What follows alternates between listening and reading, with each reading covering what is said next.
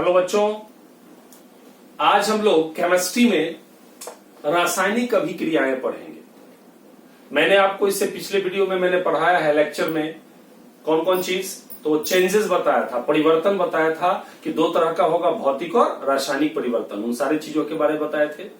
जितनी भी रासायनिक परिवर्तन होते हैं वो सारे के सारे रासायनिक अभिक्रियाएं होते हैं। तो इस टॉपिक में मेनली हमें रासायनिक अभिक्रियाओं के बारे में पढ़ना है, राइट। तो जब कोई पदार्थ खुद से या किसी अन्य पदार्थ से रिएक्शन करके नए गुण वाले पदार्थों का निर्माण करते हैं तब हम कहते हैं कि रासायनिक अभिक्रिया हुआ। यस, तो ध्यान दीजिएगा, वैसी अभिक्रियाएं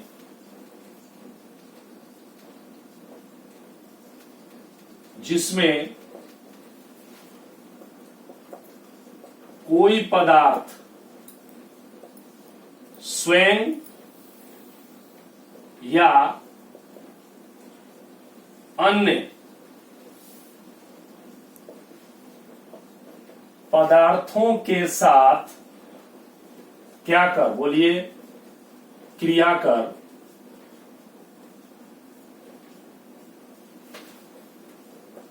नए गुणधर्म वाले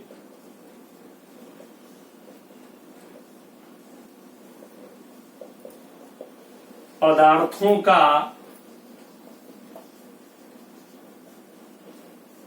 निर्माण करते हैं उसे क्या कहते हैं? रासायनिक अभिक्रिया कहते हैं। Yes, clear? ध्यान दीजिएगा, जिन चीजों के बीच, जिन पदार्थों के बीच रासायनिक अभिक्रिया होती है उन्हें अभिकारक कहते हैं, रिएक्टेंट कहते हैं। और रासायनिक अभिक्रिया होने के बाद जिन पदार्थों का निर्माण होता है उसे उत्पाद कहते हैं, राइट। जैसे एग्जाम्पल के तौर पर आपको खिचड़ी बनाना है, राइट। तो आप क्या करते हैं? चावल लेते हैं, दाल लेते हैं, ठीक, हल्दी लेते हैं, मिर्च लेते हैं, चीनी भी लेते हैं। कुछ लोग मीठा खिचड़ी भी खाते हैं कि नहीं खाते?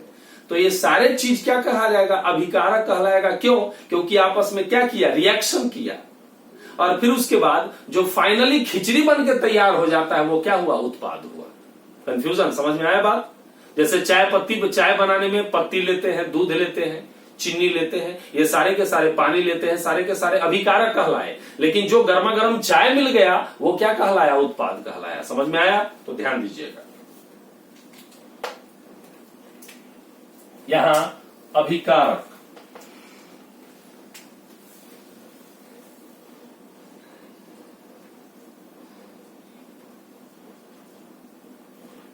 अभिकारक को रिएक्टेंट्स कहते हैं।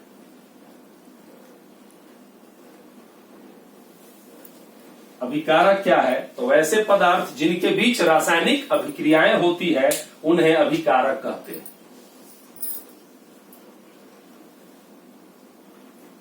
आवाज करता है।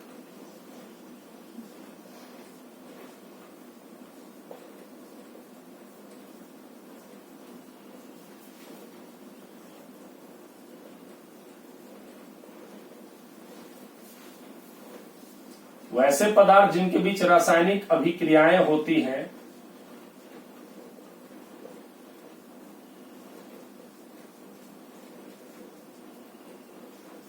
उन्हें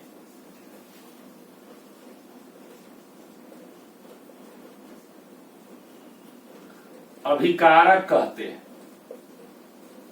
राइट। दूसरा है उत्पाद।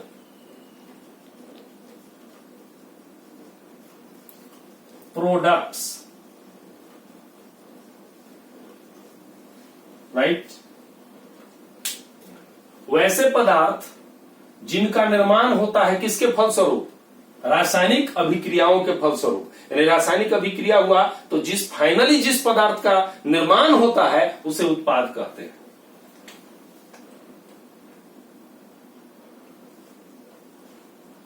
रासायनिक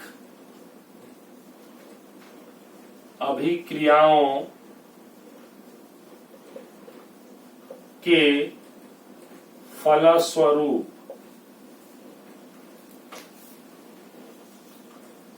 जिन पदार्थों का क्या होता है साहब, निर्माण होता है, उन्हें क्या कहा जाता है, उत्पाद कहते हैं। यस, जैसे एग्जाम्पल के तौर पर ए प्लस बी, ये दोनों रिएक्शन किया, राइट, ए और बी रिएक्शन किया और बना हमारा सी प्लस डी, नया चीज बना डी, सी और डी, राइट।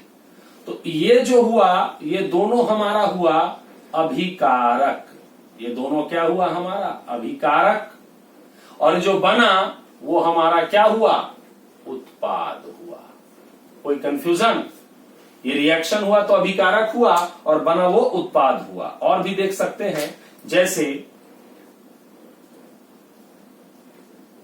कार्बन आपस में रिएक्ट किया ऑक्सीजन के साथ, कार्बन किसके साथ रिएक्ट किया, ऑक्सीजन के साथ, और बना कार्बन डाइऑक्साइड।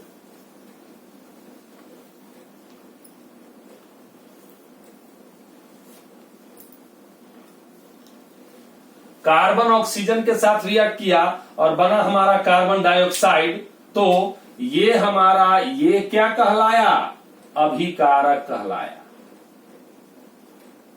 ये क्या है हमारा, दोनों अभिकारक है, और ये जो बना वो क्या कहलाया, हमारा उत्पाद कहलाया, यानी प्रोडक्ट कहलाया। कोई कंफ्यूजन?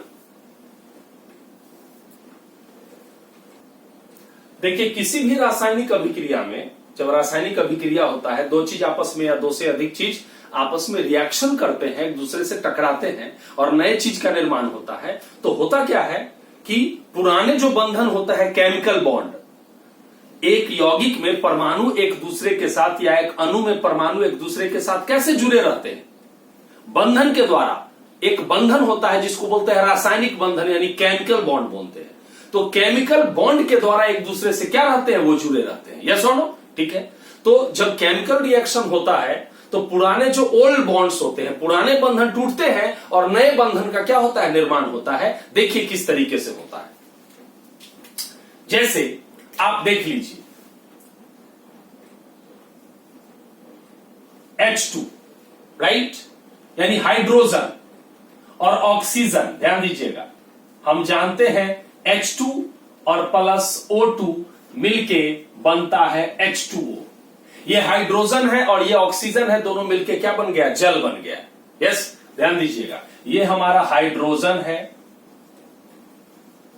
ये हमारा ऑक्सीजन है और मिलके बन गया वाटर।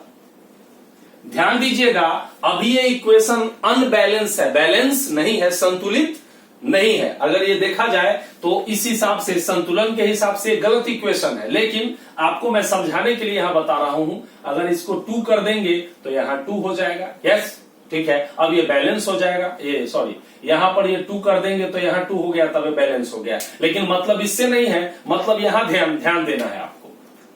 हाइड्रोजन में ऐसे बंधन था, H और H, H2 है, देखिए हाइड्रोजन के बीच ये बंधन पाया जाएगा, इसी को बोलते हैं रासायनिक बंधन। ऑक्सीजन के बीच ये बंधन पाया जाएगा।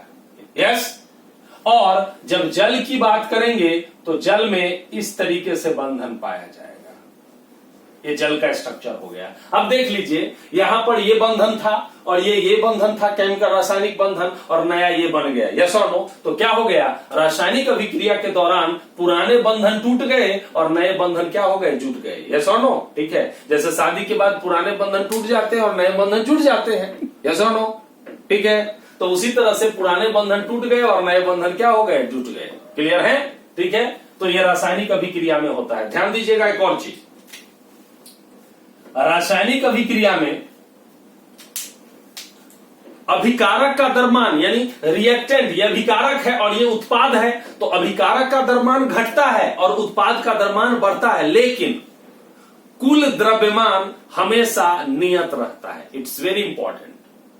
यानी किसी भी रासायनिक अभिक्रिया में द्रव्यमान का न तो निर्माण होता है और न ही विनाश होता है, यानी न द्रव्यमान कमता है और न बढ़ता है, टोटल द्रव्यमान सेम रहता है। यानी इधर अगर मान लिया जाए ये 5 ग्राम और इधर 3 ग्राम हुआ, तब 5 3 8 ग्राम, तो पक्का इधर कितना ग्राम बनेगा? 8 ग्राम बनेगा। यस और नो? यानी कुल जितना अभिकारक हुआ उतना ही उत्पाद बना। इसी को बोलते हैं द्रव्यमान के संरक्षण का सिद्धांत। राइट, ठीक है। और रासायनिक अभिक्रिया द्रव्यमान के संरक्षण का सिद्धांत का पालन करता है। यस, किसी भी रासायनिक अभिक्रिया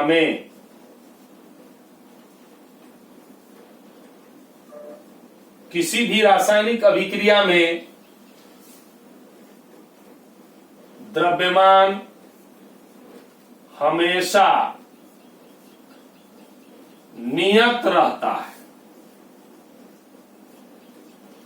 नियत को अंग्रेजी में कांस्टेंट, CONSTANT, कांस्टेंट रहता है। यस और नो? और इसे ही क्या बोलते हैं? इसे ही द्रव्यमान का संरक्षण का नियम कहते हैं। यानी आप कह सकते हैं इंपॉर्टेंट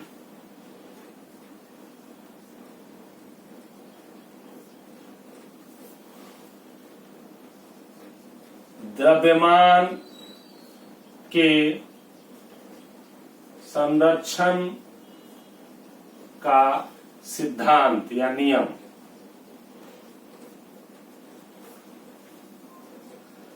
किसी रासायनिक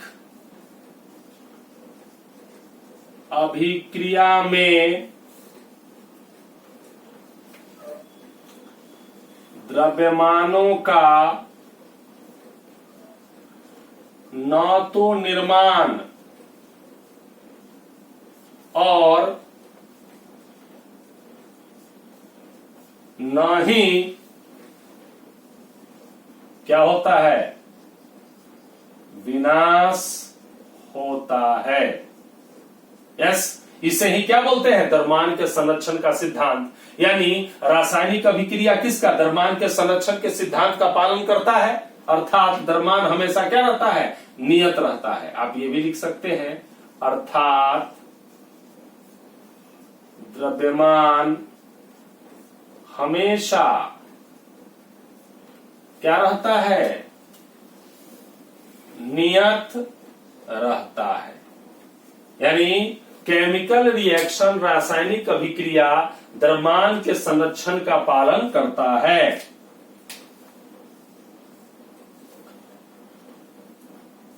यानी रासायनिक अभिक्रिया द्रव्यमान के संरक्षण के सिद्धांत का पालन करता है। कोई कंफ्यूजन यहां पर? राइट, ध्यान देना है यहां पर। जैसे यहीं पर आपको दिख रहा है, यहां H2 ऊपर कर देते हैं, H2 + O2 बन गया H2O। मान लिया जाए ये बैलेंस नहीं है। ये आपने कितना लिया?